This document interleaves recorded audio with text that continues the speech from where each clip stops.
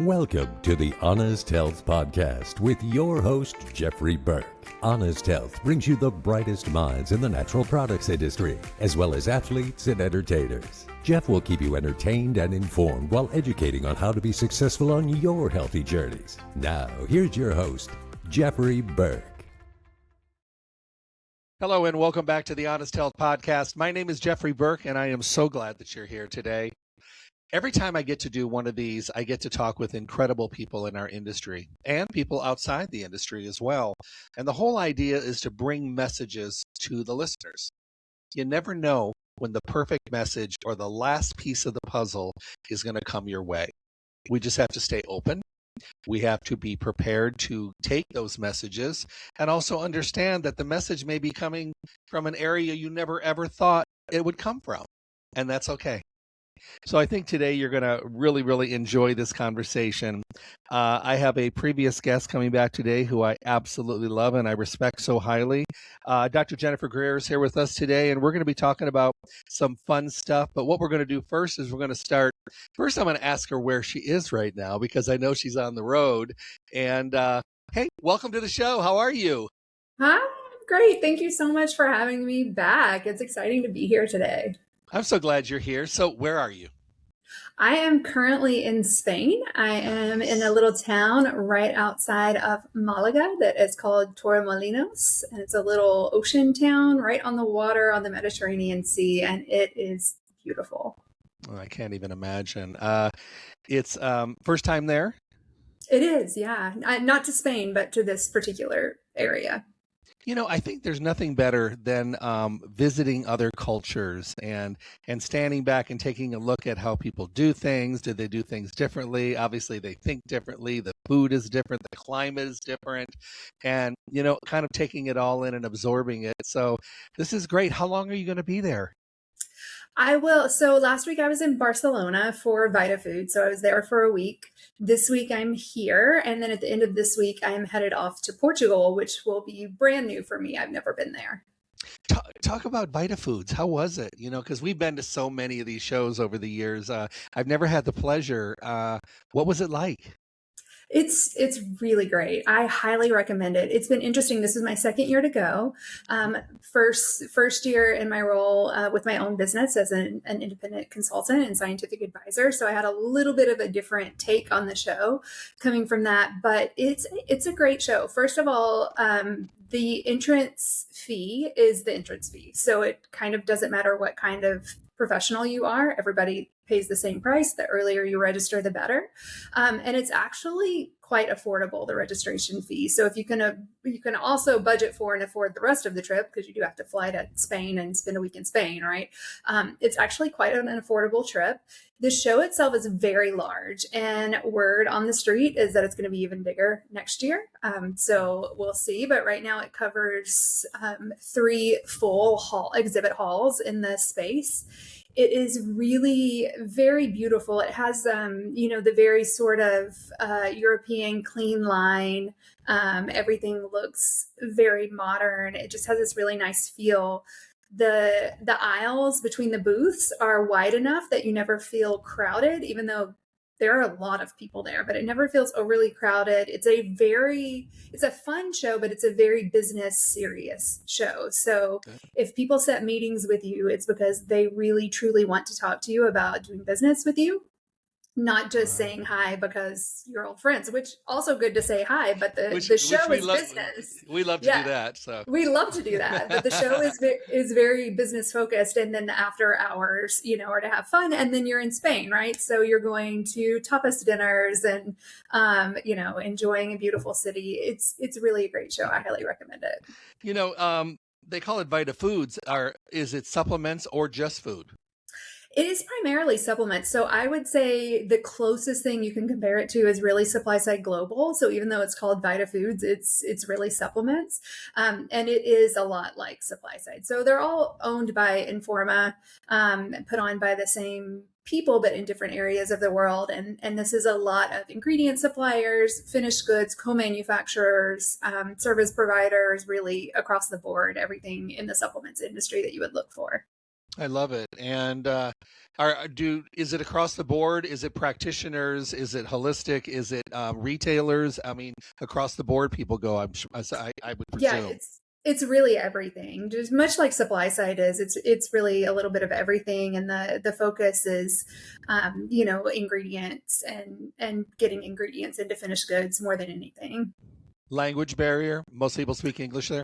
Most people speak English there. I would say, I mean, I don't know that they have an official language for this show, but everything is mostly in English, and most of the conversations are happening in English. So it's really easy as an English speaker to get around there. It's also for me a wonderful opportunity to practice my Spanish, which I'm still learning, but I, know enough to have some small conversations and order food and talk to a taxi driver and, those sorts of things.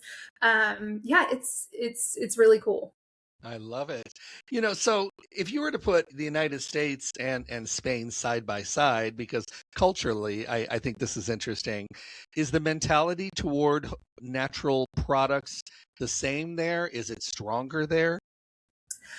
I mean, I'm not sure, other than maybe like South Korea, some of the Asian countries, that there is anywhere that has such a strong focus on particularly the nutraceuticals industry as the US does. I mean, it is, booming business in the US. I think the UK has a very strong and growing interest in that, and other countries do as well. But it's not as in your face. So, in the US, we're seeing supplement companies on commercials now and ads on billboards everywhere you go. Every store you go into now sells supplements, even like, stores where you go in to buy shampoo and conditioner, they're selling supplements for hair, skin, and nails, right? So it's kind of ubiquitous in the US. In Spain, I would say it's still more, you're going to see supplements sold in a pharmacy or a health food store. And those exist. And there are restaurants that, I went to one today because I thought, what, I really just would love a smoothie bowl. It's very California of me, I know, but I like my salads and my smoothie bowls and my, my green bowls of various fruits and vegetables and whole grains and all of that. Not that I don't like the other food too. I do. I just, every once in a while when I'm traveling, I'm like, give me a smoothie. So I found a restaurant here that that's sort of the typical food. Like they had a whole menu of toasts with like avocado toast and salmon toast and hummus toast and, all of that. And so again, I say all of that to say it all exists here and it's part of the culture and people are interested in it, but it doesn't have the same sort of drive and oomph behind it that it does in the US. You and I have had very, very parallel journeys, and I think both of us are kind of heavily focused on the area of teaching and education. I know the last time we spent a really amount of good detailed time on that because I think that's where our passions lie. But we've also, and I know your passion also for women's health, and I think that is a category. And honestly, I'm guilty. I have not done enough radio shows and podcasts. I've done them, with some amazing people over the years, but I don't think I personally have spent the amount of time that I think as a service to women and focusing on their health. And I thought if you wanted to, we could maybe dive into that today for this version, this show, and talk about, where are we with women's health? Is it getting better? Is it getting worse? Are we spinning our wheels? Are we not giving women the focus that they definitely deserve? What would you think?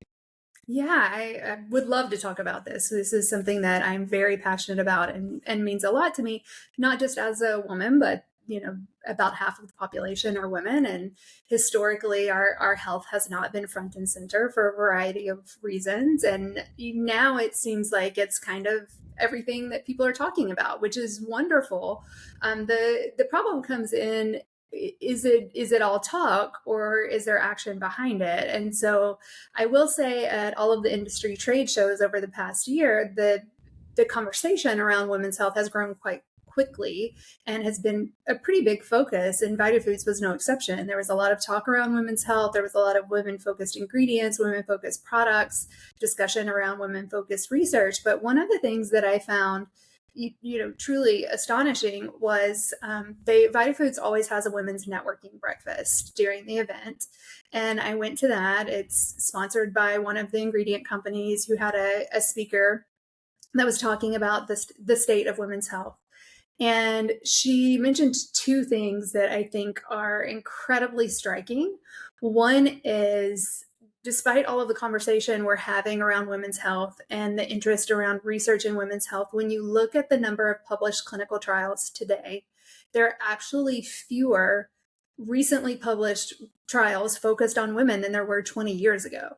So that is a big question mark of, are we actually making progress? Are we just talking? Is it just that we're at the early stage and things are, going to start improving? It does take a while to do a clinical trial and publish it, write up the results and publish it.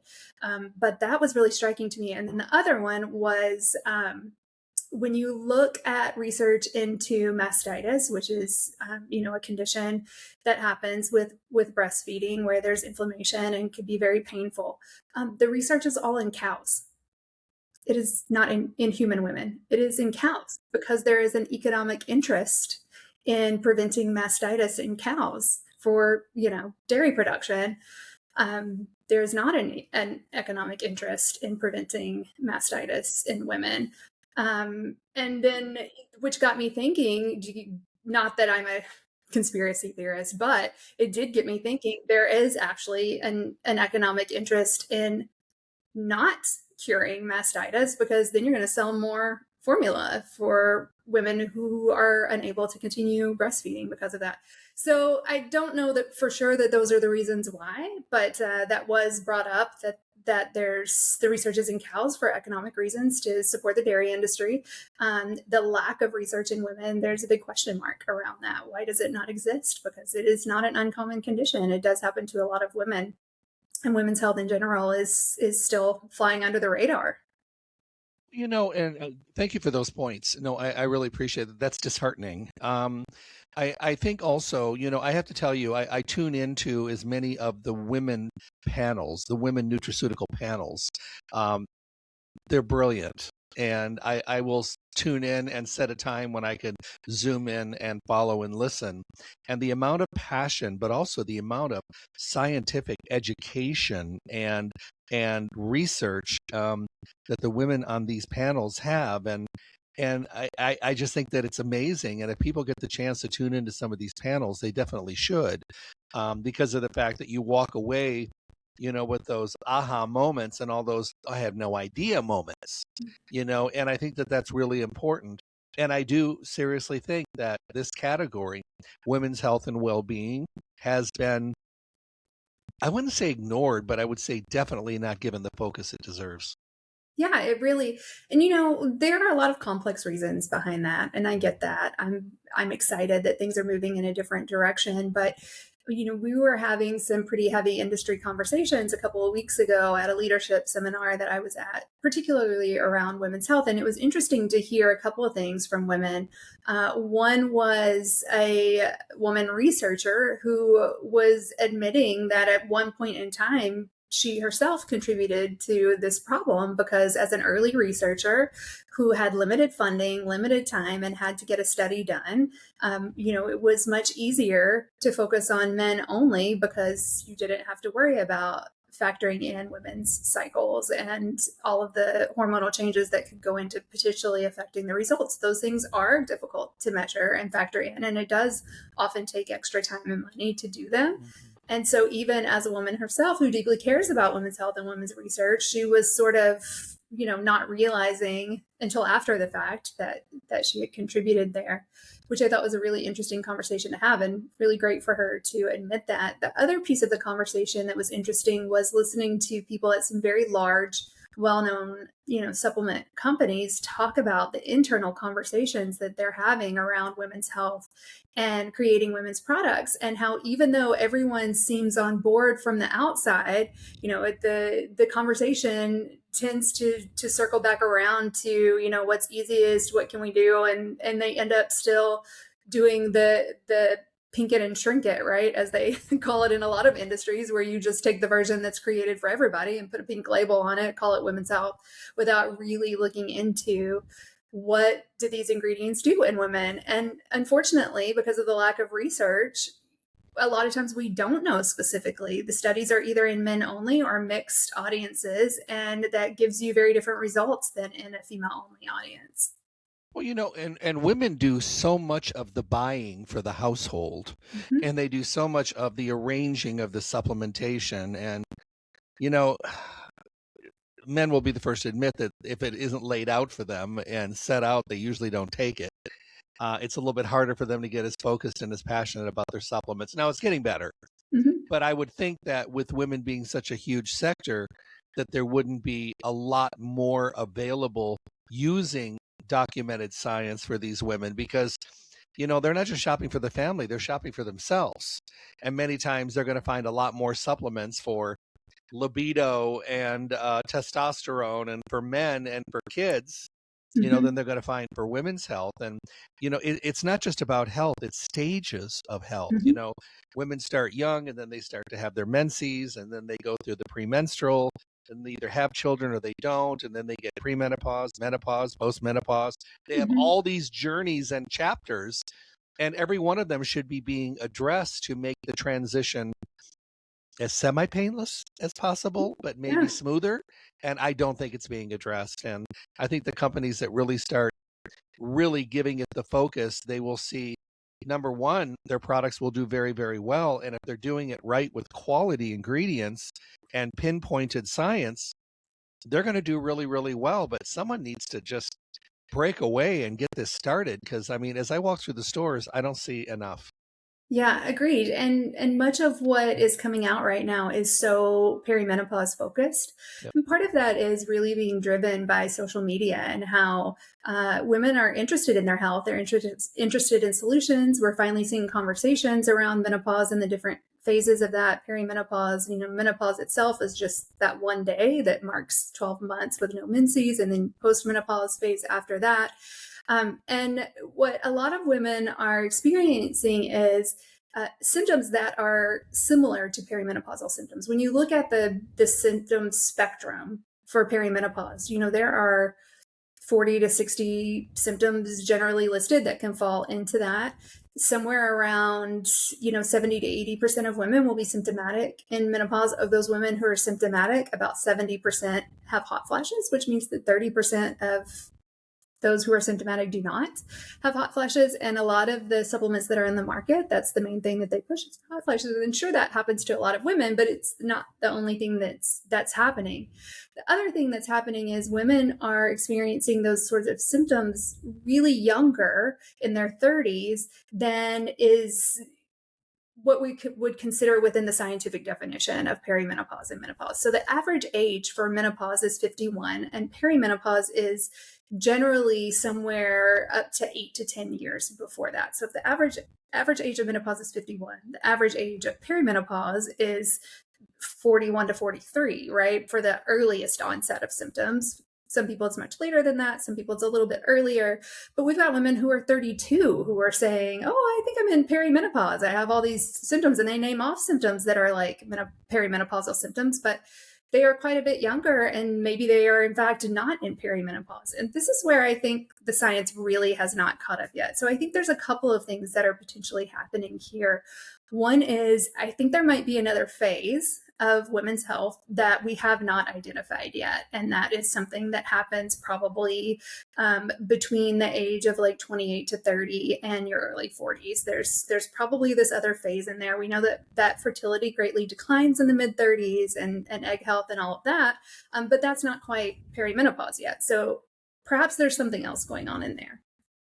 I also think that perhaps there is an environmental component to what women are experiencing, because we do know that a lot of environmental things affect hormone balance. There are estrogen mimickers. We're all under a lot of stress. We have all at this point lived through a pretty insane pandemic and the stress and health issues that come from that. So I do think that maybe there could be something else slightly newer that's going on as well that's contributing to this rise in symptoms among women. But these are all questions that I hope researchers and supplement companies and everybody's asking. How can we find out these answers, and how can we address some of these concerns that women are having? Well, we have to also take into consideration we live in a world today where not a lot of women are having babies. So we have this whole plethora of women going through the natural stages and chapters of their life. And many times when there are pregnancies and they deliver babies and they breastfeed, that alters some of these chapters as well. And some of these women are not having kids for whatever reason, Yeah. and or have just chosen not to. That takes you down a completely different road, hmm of symptoms as well. And I don't think they're being addressed. There are companies out there that'll have 50 men's products hmm and 2 women's. Yep. And it's very disheartening. I'm just like, it's okay to talk with women about libido today, hmm because it's an issue for them, just like it is for guys. Obviously, with Absolutely. guys, it's a lot more visible because there's an action involved. But with women, the hormonal differences are there as well, but they need to be addressed. And, it's gotten very okay and common and not so taboo to talk about men and erections and testosterone levels and libido and all that. It's gotten very comfortable, but hmm they've left the women behind once again. And that needs to be addressed because there's a need there just as much as it is for men. Yeah, completely agree. I was joking with my mom last year. I rarely watch network television, but football season, baseball playoffs, that time of year, I'm often kind of watching network television. And that's the only time I see commercial TV. And every commercial is for a company that does a lot of men's health via telehealth and things for libido and hair loss, and it was every single commercial that would come on was that. There was nothing about women, nothing about women's health. It was all that every single commercial, one right after the other. It was completely wild. But I'm glad to hear that the conversation's happening. And then, another thing that I think is really interesting around this that particularly affects the industry is the increase in clinical research organizations that offer decentralized clinical trials. And I really think that that is going to break things wide open for women's health research in a lot of ways. One of them being women are busy, and finding time to go participate in a study and having to show up for visits in person and go somewhere for all the different pieces that are required for that is difficult. But if you can do it all, they can mail you a test kit to your house. They can send a phlebotomist to your house. You can do all of the surveys that might be, standardized surveys for research right there on an app on your phone. And then the increasing use of wearables as part of clinical trials. So we have all these wearables that measure sleep and heart rate variability and fitness and exercise and all the things that we're doing. When you start incorporating all of those pieces together, so the lab pieces, the questionnaire pieces, the wearables actually allow you to stratify for the different points in time in a woman's cycle because you have that data now in a way that you didn't have before. So that's actually a more affordable way of conducting a clinical trial. It's a more efficient way, and it's an easier way for women to participate. And I think that as this is growing, it's actually going to shift women's research in a profound way. Well, you hear them talking about men and heart attacks and diabetes, and you talk about all these major issues. You don't see them doing commercials with a lot of women on there talking about heart attacks. Women have heart attacks too, Yeah, and it's and that's just mind blowing to me. I'm like, right. let's open the door and let everybody in. Yes. So Yeah. oy. Heart disease is still number one killer of women, right? It's Mhm. and how often do we hear researchers talking about that, or do we focus on the fact that symptoms present differently in women than they do in men for a lot of different conditions, not just cardiovascular disease, but it is a big concern for women. And you're right, we're not talking about it. Well, one thing that has changed for the positive, which I see, is blood work. hmm Because, the testing today, you can get your vitamin D checked. You can hmm get your omega-3 checked. You can get your full breakdown and ratios of hormonal, as well as your lipid panels. Mm-hmm. And you can get these things done now. So that really does at least give us a little bit more information because, let's face it, for a long time we were guessing. Yeah. We were looking at our lifestyles, but I mean, sometimes lifestyle is not always an issue. You can see somebody with perfect, great health that works out that has a huge sugar problem and also a lot of hypertension. And then you can see somebody that is severely overweight and you think to yourself, my God, their blood's going to be a mess, and it's perfect all the way across. You can't assume, so I think that blood work has gotten a lot better as per the wearables. I think that's really, really important. And so the tools are there. We just have to get the medical community to stand behind them and make them available, and also talk about the availability so that women in general will know that they have choices. Yes, agreed. And while we're telling women that they have choices, I think one thing I would love to mention here as well. Thank you for indulging me in this conversation, by the way. I love this so much. But as we're talking about, women who feel like they might be in perimenopause, but maybe they're too young, or maybe they are the right age, there are also other things that happen to women, sometimes in a greater number than happen to men, that symptoms can parallel. So one of those is iron deficiency. Iron deficiency can actually happen without anemia, but often what blood test you get when you go to the doctor is a complete blood count. A complete blood count tells you whether or not you have anemia, which can indicate something about your iron stores. It does not, however, tell you what your iron stores are. So that's one where often women have to advocate for additional testing, and at least asking for a test that's called ferritin. Ferritin measures your iron stores in your body and can actually be an indication of iron deficiency before it shows up as an anemia. So I think that's something for women to think about as they're going to their doctor. Another one is thyroid disease. So particularly autoimmune thyroid, right, is predominantly affects women. This is something where often doctors are only testing TSH, but sometimes you don't start to see the full picture of what's happening with thyroid health until you look at the other thyroid hormones, T4 and T3, and look at potentially antibodies. The interesting thing is, and this is something I learned actually not while I was in medical school, but after, there is around 10% of cases, or there are around 10% of cases of autoimmune thyroid disease where the two main antibodies we test for are not elevated.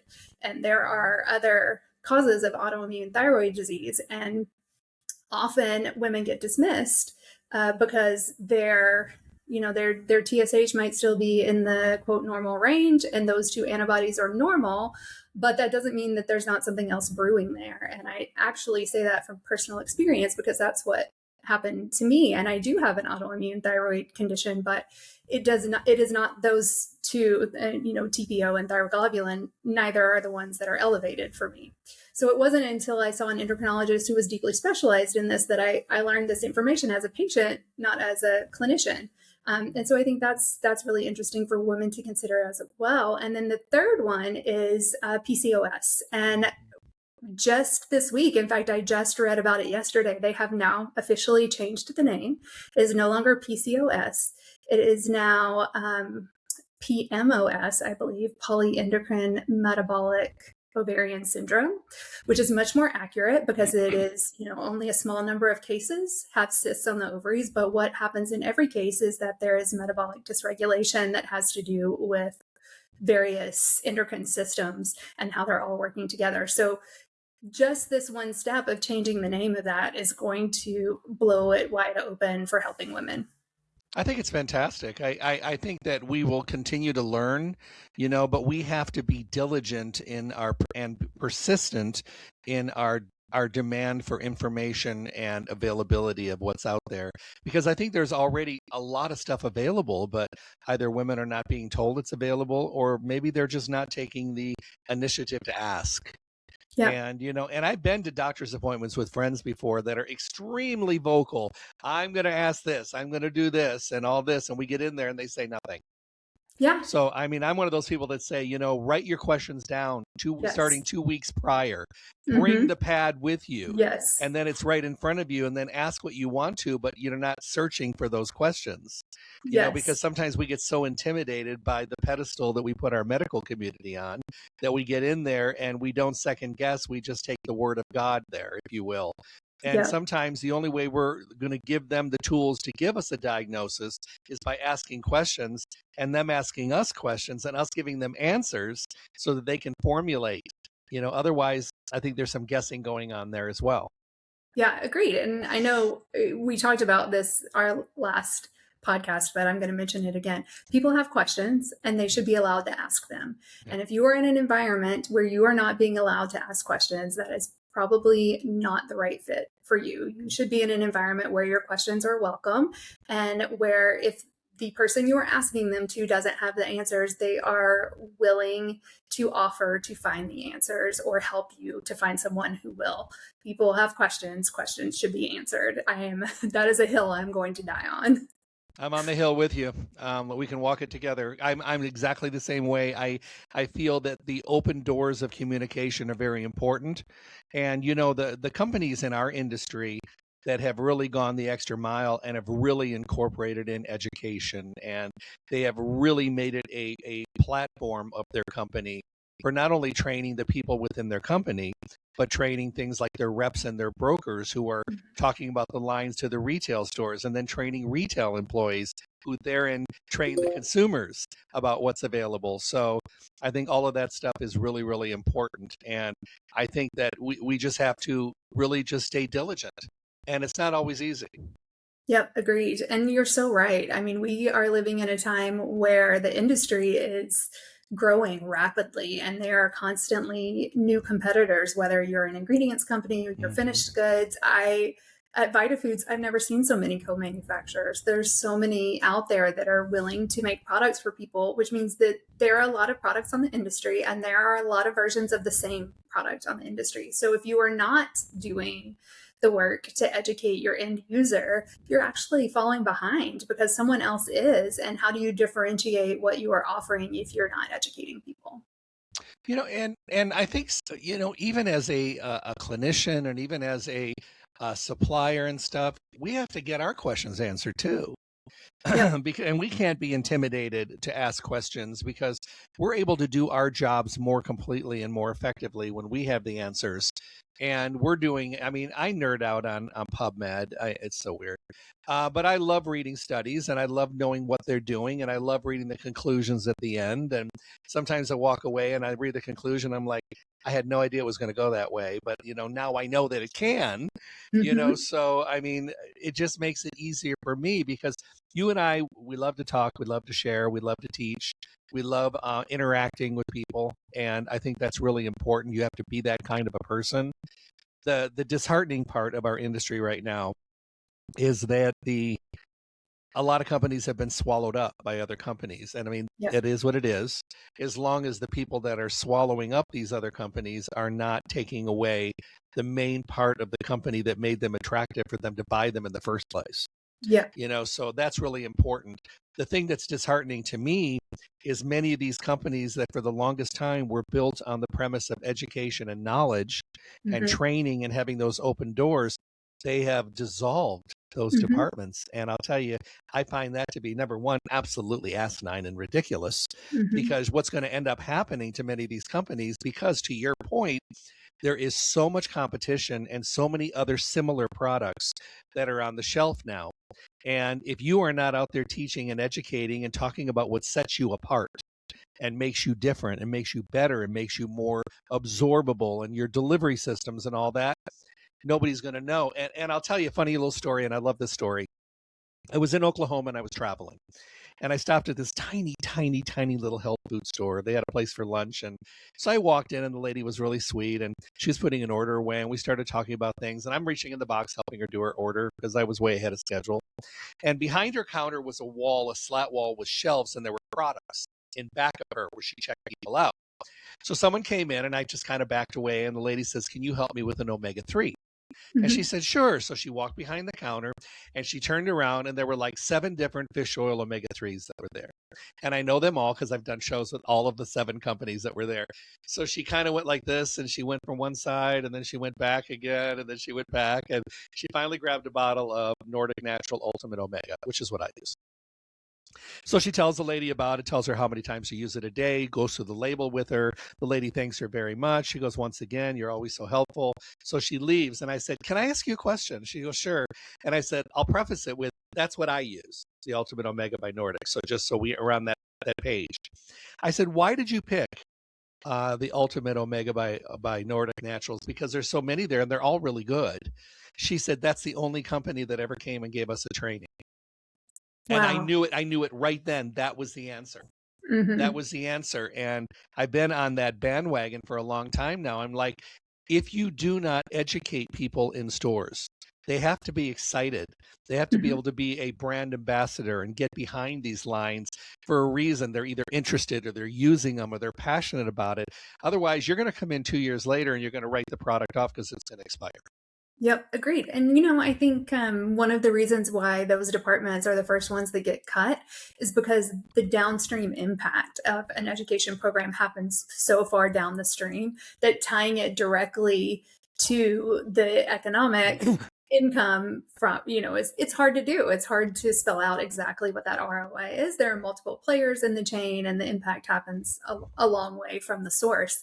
But it is a definite impact, like you just described. I mean, and it's possible that they got that training 6 years before the day that you walked in the store, and that's still the only people who had ever been there, especially in a small town like that somewhere, where those sorts of stores have been in those communities for decades, and they are the only place where people in those communities go because they trust that store. And so educating, whether it is the retailers, the healthcare practitioners, whoever is your end user for ingredients companies, often that's B2B. But one of the things that I've been talking to ingredients companies about, is many of them are from international, bases, is people in the US recognize branded ingredients by name. Not all of them, but some of them. And they look for products that have that name on the label and the ingredients list.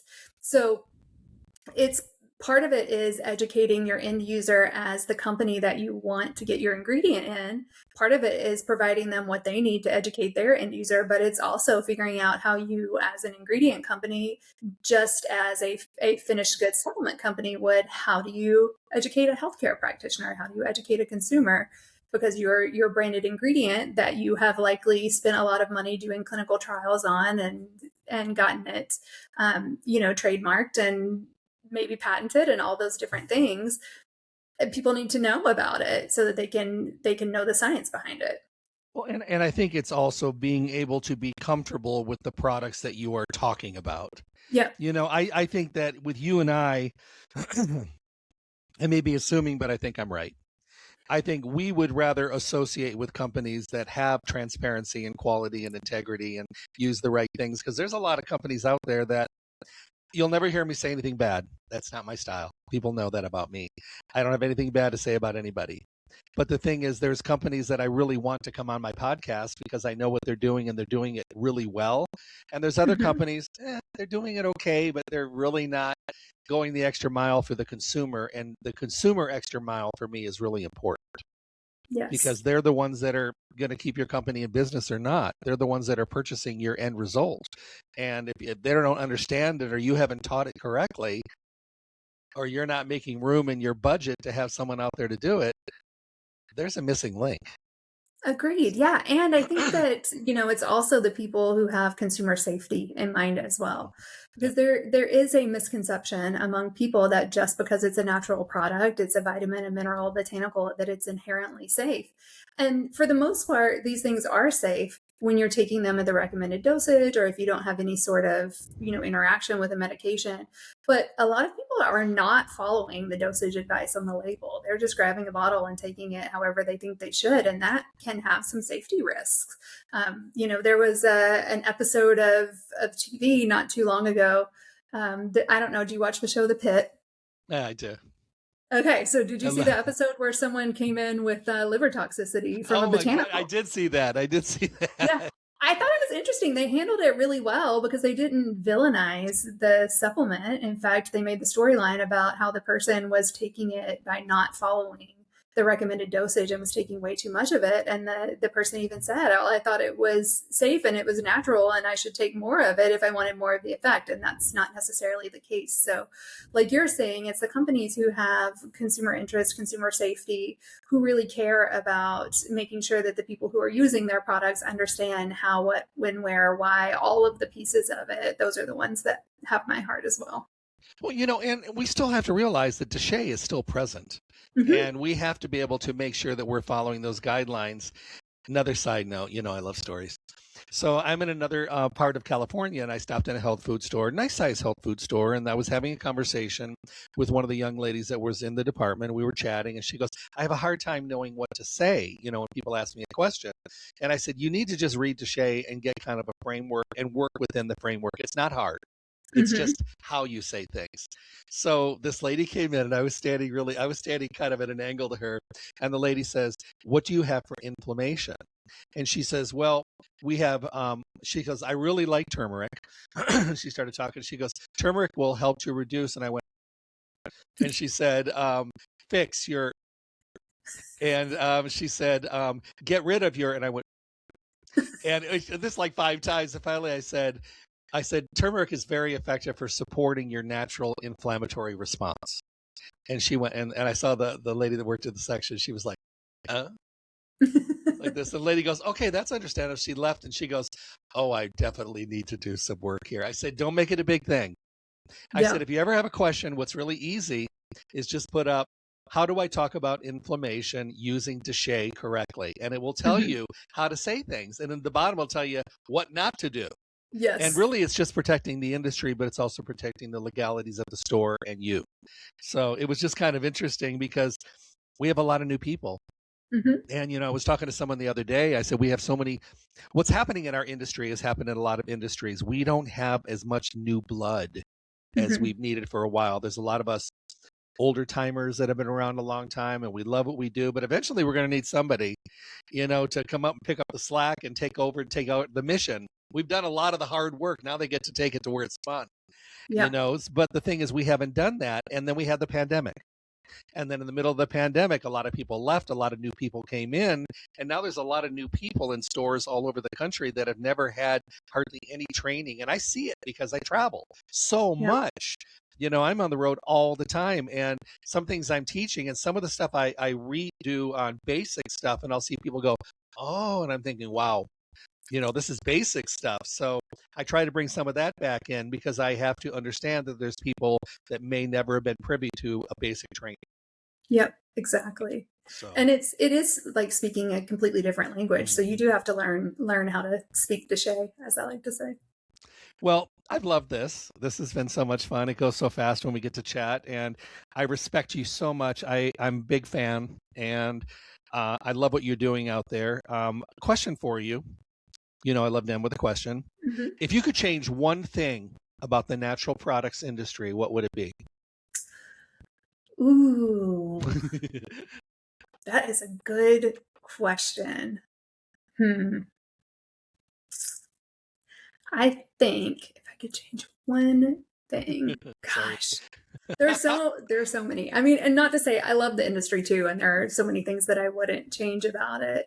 I think if I could change one, if I could wave a magic wand, right? And there's one thing that could happen across the industry, it would be that everyone in the industry strictly followed the same quality and regulatory measures from top to bottom. Every single company at the same level, everybody's at the top of their game, the highest quality, regulatory to the letter, doing everything possible for products to be as safe as possible. So we're not getting these adulterated ingredients, adulterated products, things that are hurting people out there, but just everybody across the board, highest quality possible. I love that. That's wonderful. No, that's beautiful. I think what we have to remember is there's going to be a lot of people out there that are going to say, well, there's so many things you should be changing. There's so many things you should be doing. I said, yeah, that's fine. I asked somebody this a couple of weeks ago, and it was an old timer in the industry. And he goes, they need to make the aisles wider at Expo West. And I'm like, what? He goes, they're too small. We're He's bumping not into wrong. everybody. Yeah, he's not. But I mean, I was like, wow, where did that come from? But he goes, just another 3 feet so we can actually pass each other without bumping in. And I'm just like, wow. But no, I love that. I really appreciate you sharing that. My next question is, will you come back and see me again? Anytime, please. I love doing the show with you and Thank you. respect and admire you so much. So thank you for having me. It's been really My great. pleasure. I was excited about this today. I hope you enjoy your journey. Make a lot of wonderful memories when you're there. And I know we've been talking about having a women's panel on here as well. So I think we're in the works for that. That ought to be a hoot. Because I've seen that lineup. That's a crazy lineup. We're going to have a ball. But I want to thank you for all you're doing in the industry. I hope you loved the show today as much as I did, everyone watching. Remember, you can go to my webpage, drjeffreyburke.com, tap on the Honest Health logo. It looks like this. It'll take you to all the platforms where you can listen to the audio. Of course, if you go to YouTube, you can watch all of the interactions, watch all of the videos. There's a lot of them there and a lot more coming, both from inside and outside the natural products industry. While you're there, please subscribe. Subscribing does one thing more than anything else. It applies visibility and it gets my guests more visible so people can learn more and more from them. And maybe it'll put it in front of people that may never have been able to see the show before. And I think it's all about visibility. Jennifer, thank you for being here today. Thank you for having me. My pleasure. Everybody have a wonderful day today. Do something healthy. Do something just for you. God bless. Stay tuned for more information from the Honest Health Podcast with Jeffrey Burke. And make sure to check back often for interviews and conversations from the guests we all want to hear from. I'm John the Announcer. Thanks for listening.